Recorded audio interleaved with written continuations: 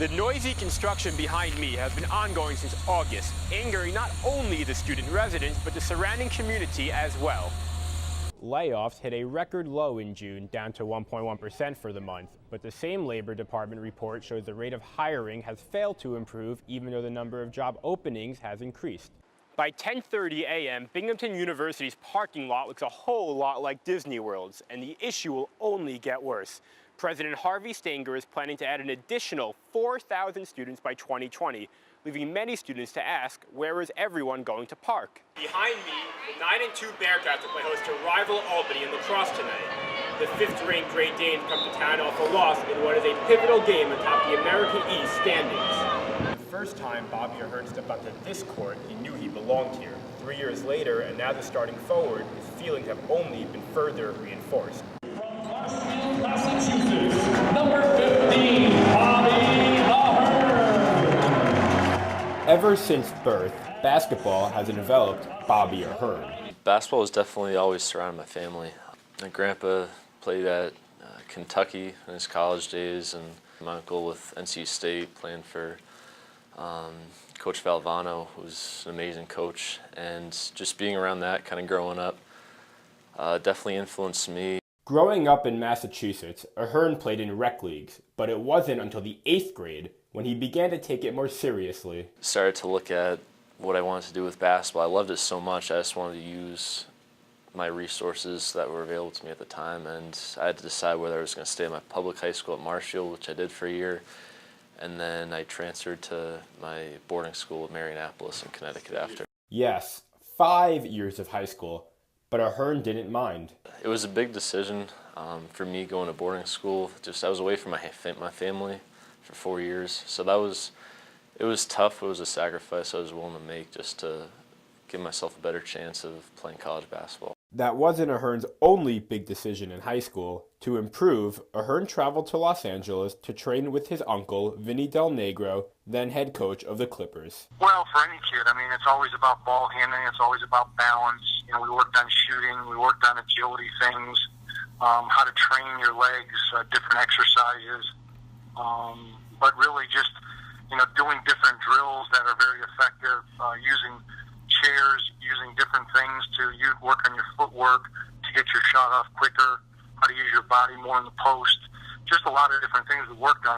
I did some workouts with Blake when he was getting his jump shot down, so that was really awesome. These improvements helped him lead Marianapolis to a title, but Ahern's biggest takeaway was commitment. I thought I had a decent work ethic back then, but then seeing the amount of work and the amount of time and dedication the guys had out there putting into the game, it's just a way of life that they live now, which is the way I kind of wanted to shape my game after. He's continued to shape his game, including this past offseason when he locked himself in a gym to work on his jump shooting. I tried to change my jump shot when I first came here to try to get more arc on the ball, and I tried putting in more time with it, but now I'm shooting the ball a lot better. I feel like just the more repetition I have, the better I'll be at it. Better is an understatement. Ahern is averaging a career-high 10 points on 55% shooting, warranting a place in the starting lineup.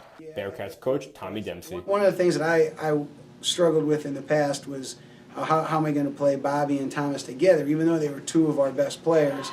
If neither one of them were making jump shots, I think defensively, schematically for the defense, if they don't have to guard either of your inside guys, you know, then it gets very hard for your guards or anybody else to get to the basket because the big guys stay in the paint. I told Bobby in the offseason, you know, that, you know, you need to play and Bruce needs to play, but right now it's going to be hard for me to play you together, you know, unless you can shoot the ball better, and I think he took that to heart. His shooting has also earned him the nickname Bobby Buckets. I don't remember the game, but one game, some fans just started like chanting it in the crowd, and kind of ever since then people kept going with it. Although his personal game has improved, Ahern still has his eyes set at the ultimate prize. The end goal is just to get a championship, and that's what I'm striving to do. That's what every guy on the team's working towards. If the office is the only thing that comes to mind when thinking of Scranton, well, think again. Always good food in the Scranton area. Yeah, we have a lot of great restaurants. Pizza, Pizza's really Scranton good. pizza, And wings. pizza and wings. Pancheros.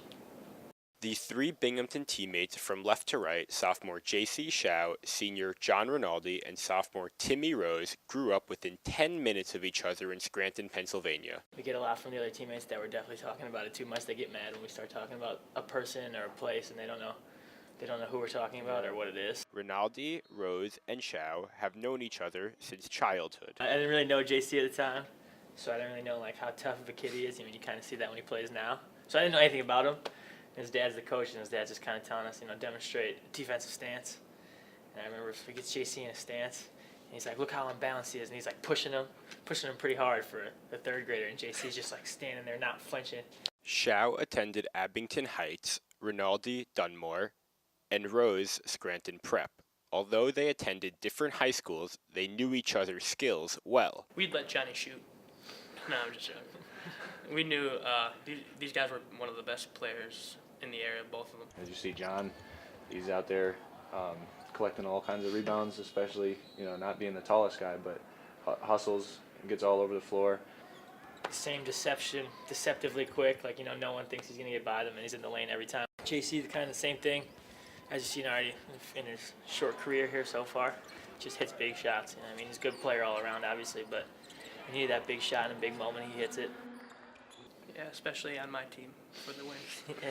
In the high school playoffs, the score was tied 68-68 with 5 seconds left. So I go up to the line, I hit two, thinking I'm going to be the hero. Go back, JC gets the ball, pulls up from 30 feet, have a hand right in his face. Nothing but net. I was like, nothing I could do. Rinaldi played Shao in basketball, but never in football. The matchup that never happened. Big debate. It's a big debate. That's in part because Rinaldi tied a state record with 5 interceptions in a game, while Shao made catches like this. Yeah, I don't know. It would be it's debatable. Definitely debatable. Their coach, Tommy Dempsey, is also from the Scranton area. John Rinaldi's father coached me. Same thing with JC. I saw JC play at a young age, but I more knew his father, who was a coach at Baptist Bible. And the same thing with Timmy. I mean, I knew his father, Tim, in the Rose family more so than I knew the kids, The Dempsey name in Dunmore is like, There's millions there's of a them. ton of them. Playing 45 minutes away from home keeps Rinaldi on the court long after the buzzer sounds. I'm always out there after the games for a while too. And then I see Timmy's parents, and I know a bunch of people in Timmy's family, so I go over and say hi to them. And then I know a bunch of people in JC's family. While Rinaldi, Rose, and Shao only have 1 year to play together, they are enjoying every moment. We have 3 guys from the same area. Our head coach is from the same area. We're looking to get a good following from the Northeast PA area. It's just exciting. And that's your Money Watch in New York. I'm Seth Finkelstein.